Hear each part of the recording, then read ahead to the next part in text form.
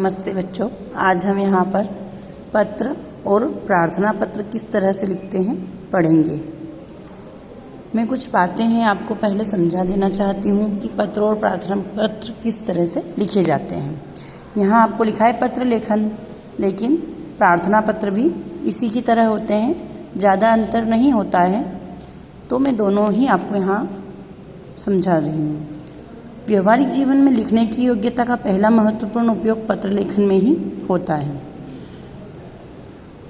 हमारा जो जीवन है उसमें व्यवहारिकता एक दूसरे सगे संबंधियों या हम विद्यालय में पढ़ रहे हैं या हम कोई कार्य हेतु कोई प्रार्थना पत्र लिख रहे हैं, दोनों ही चीज़ें हैं। और हमारे जीवन में लिखने की योग्यता का पहला महत्वपूर्ण उपयोग पत्र लेखन में ही होता है। हम आपस में एक दूसरे को पत्र लिखकर ही अपनी भाव अभिव्यक्ति को समझा सकते हैं, उस तक अपने विचारों को पहुंचा सकते हैं। हम अपने दूर रहने वाले मित्रों, संबंधियों आदि को अपने समाचार भेजना चाहते हैं। हम यहाँ कैसे हैं, किस तरह से रह रहे हैं, अगर हमें उन्हें कोई सूचना भेजनी हो वो हम किस तरह से भेजेंगे, पत्र के माध्यम से भेजेंगे। और उनके समाचार जानना चाहते हैं तो पत्र लिखते हैं। और यदि हमें उनके समाचार जानने हो या हमें उनको कोई सूचना भेजनी हो, दोनों ही स्थिति में हम क्या करते हैं, पत्र लिखते हैं। इसी प्रकार इसके अतिरिक्त छुट्टी लेने के लिए, जैसे यहाँ ये प्रार्थना पत्र की बात हो गई, छुट्टी लेने के लिए विद्यालय में या कार्यालय में जहाँ भी अपन कार्यरत हैं वहाँ के लिए हम प्रार्थना पत्र लिखेंगे। पुस्तकें मंगवाने के लिए तथा सरकारी विभागों में शिकायत करने के लिए पत्र व्यवहार करना पड़ता है। अब पत्र लिखने का हमें एक फ़ायदा मिलता है कि हम अपनी सारी सूचनाओं का आदान प्रदान कर सकते हैं। और व्यवहारिकता जो है हमारे जीवन की, एक व्यवहारिक जीवन के अंतर्गत पत्र लिखना सबसे महत्वपूर्ण है। और पहले ही उस पर आता है कि हमें पहले पत्र लिखना होता है। पत्रों के आवश्यक अंग, अब हम पत्र किस तरह से लिखेंगे, तो पत्र भेजने वाले का पता, क्या क्या चीज़ पत्र के अंतर्गत होती है लिखने के, उसके अंतर्गत हमें सीखना है। पत्र भेजने वाले का पता, पत्र हम किसको भेज रहे हैं उसका पता, इसे सबसे ऊपर हम बाईं ओर लिखा जाता है।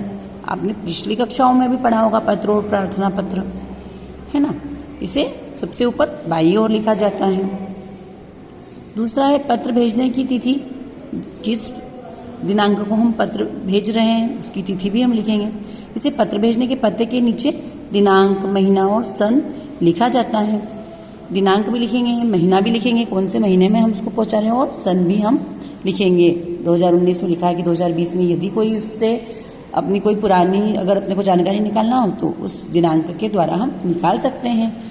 तो पत्रों के आवश्यक अंग जरूरी है, अन्यथा हमें उसको पहुँचाने में बहुत दिक्कत होती है। अगर हम पता सही से नहीं लिखेंगे तो ठीक से भेज नहीं सकते हैं। इसी तरह प्रार्थना पत्र में भी दिनांक लिखना जरूरी है। अगर हम विद्यालय में पढ़ रहे हैं तो विद्यालय का नाम लिखेंगे, कोई कार्यालय को लिख रहे हैं अगर प्रार्थना पत्र तो हम कार्यालय का नाम लिखेंगे।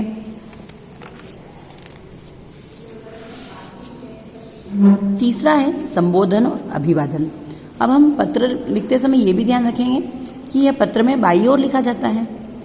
संबोधन अगर हम किसी को कर रहे हैं तो ये पत्र में बाईं ओर लिखा जाता है। पारिवारिक पत्रों में पत्र पाने वाले की आयु और संबंध के अनुरूप, जैसे पूज्य पिताजी, प्रिय भाई, आदरणीय चाचा जी लिखा जाता है। सरकारी पत्रों में महोदय, और अगर यहाँ महोदय, यहाँ अगर कोई औरत या स्त्री हुई तो हम महोदया लगा देंगे उस पद पर, प्रिय, महोदय आदि। अब ये चीज़ उम्र के हिसाब से है। यदि आप अपने बराबरी वाले को, अपने मित्र को लिख रहे हो तो उसको आप प्रिय मित्र भी संज्ञा दे सकते हैं।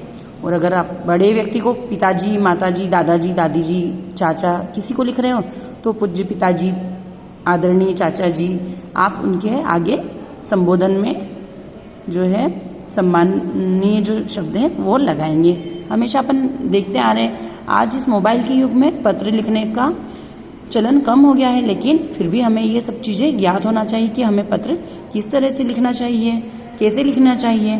क्योंकि कार्यालयीन कार्यों के लिए और जो है व्यवहारिक जीवन में कभी मान लो कोई चीज़ मोबाइल से संपर्क न हो पाए तो हम पत्र के द्वारा या कोई गुप्त सूचना हमें भेजनी हो तो हम मोबाइल पत्र या प्रार्थना पत्र के द्वारा ही भेजेंगे उसे।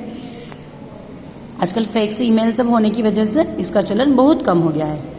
फिर अभिवादन का शब्द जैसे सादर प्रणाम, चरण स्पर्श, नमस्कार, आशीर्वाद आदि लिखा जाता है।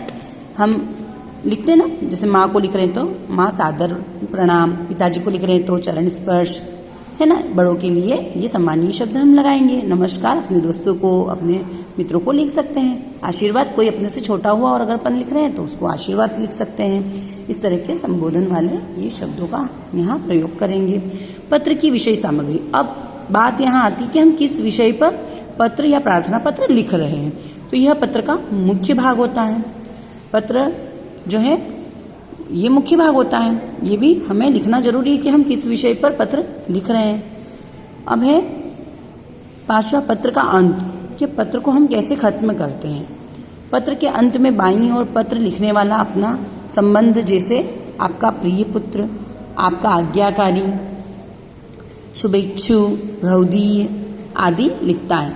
फिर नाम, हस्ताक्षर लिखता है। देखिए यहाँ पत्र के अंत में बाईं तरफ पत्र लिखने वाला अपना संबंधी को प्रिय पुत्र लिख सकता है कि आपका प्रिय पुत्र अगर पिताजी को लिख रहा है तो, आपका आज्ञाकारी अगर अपने विद्यालय में लिख रहा है या किसी अपने बड़े को लिख रहा है तो, शुभेच्छु मतलब अगर कोई अपन अपने मित्र को लिख रहे हैं तो ये लिख सकते। भवदीय मतलब कोई कार्यालयीन कार्य के लिए लिखना है, भवदीय लड़कों के लिए, भवदीया लड़कियों के लिए लगाते हैं आदि लिख सकता है। फिर हम उसके नीचे अपने हस्ताक्षर करते हैं, अपना जो साइन होता है वो कर देते हैं। हस्ताक्षर का मतलब है।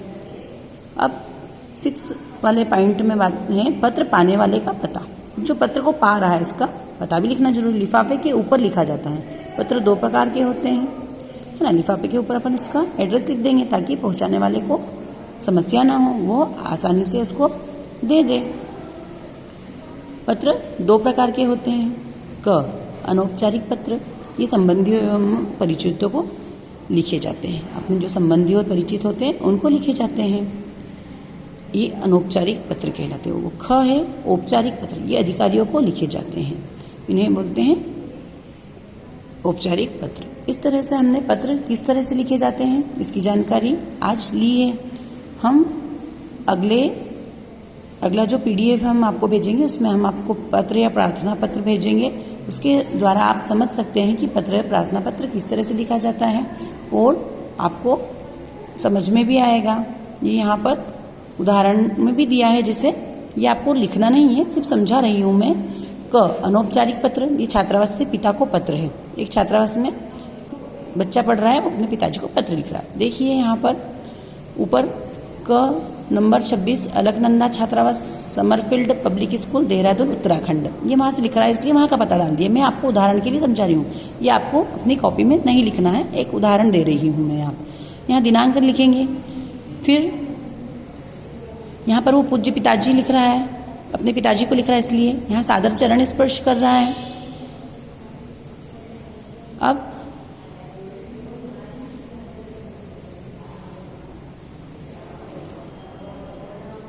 ये सादर चरण स्पर्श आपका, यहाँ आपका कृपा पत्र प्राप्त हुआ, मैं यहाँ सकुशल हूँ, यहाँ छात्रावास में मेरा मन लग गया है, मेरे कई मित्र भी बन गए हैं। मैं प्रातः 5 बजे उठ जाता हूँ। प्रातः भ्रमण एवं व्यायाम के उपरांत 1 घंटा अध्ययन करता हूँ। ठीक 7 बजे नाश्ता मिल जाता है। 8 बजे स्कूल पहुँच जाता हूँ, वहाँ से 2 बजे तक पढ़ाई होती है। 2 बजे छात्रावास लौटकर हम सभी छात्र मिलकर लंच मतलब भोजन करते हैं।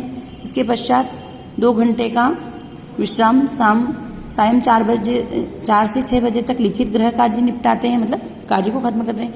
फिर 1 घंटे का समय खेलों के लिए निश्चित है। मैं इस समय में हॉकी खेलता हूँ। खेलने के पश्चात सायंकालीन चाय नाश्ता मिलता है। फिर 1 घंटे का समय कंप्यूटर और टीवी के लिए निश्चित है। मैं रात को 2-3 घंटे तक मन लगाकर पढ़ाई करता हूँ। रात्रिकालीन भोजन हल्का एवं सुपाच्य होता है। मेरी दिनचर्या भली प्रकार चल रही है। शेष सब कुशल है। माता जी को सादर प्रणाम। देखिए यहाँ माँ है तो उसको सादर प्रणाम लिख रहे हैं वो, एवं पिंकी को प्यार। अब बहन छोटी है तो उसको वह प्यार दे रहे हैं। अब यहाँ आपका प्रिय पुत्र है ना, यहाँ आपका प्रिय पुत्र लिखा उसने रवि रंजन। अब पत्र पाने वाले का पता हम यहाँ लिखेंगे और इसको एनवलप जब हम लगाएंगे तो ऊपर भी पता लिख दिया जाएगा। इस तरह से ये मैंने आपको उदाहरण के लिए समझाया है, आपको कॉपी में नहीं उतारना है। हम अगले PDF में आपको जो आपके कोर्स के अंतर्गत आने वाले पत्र और प्रार्थना पत्र हैं वो भेजेंगे, आपको वही अपनी नोटबुक में उतारना है। इसे ध्यान से समझें इस वीडियो को और देखें, इससे आपको पत्र लिखने का तरीका पता चल जाएगा। और हाँ, एक बात और, पत्र 2 पेज पर आएगा तो कोई बात नहीं, लेकिन जो प्रार्थना पत्र है वो हमेशा एक ही पेज पर होना चाहिए, अन्यथा उसके एग्ज़ाम में मार्क्स नहीं मिलते हैं। धन्यवाद।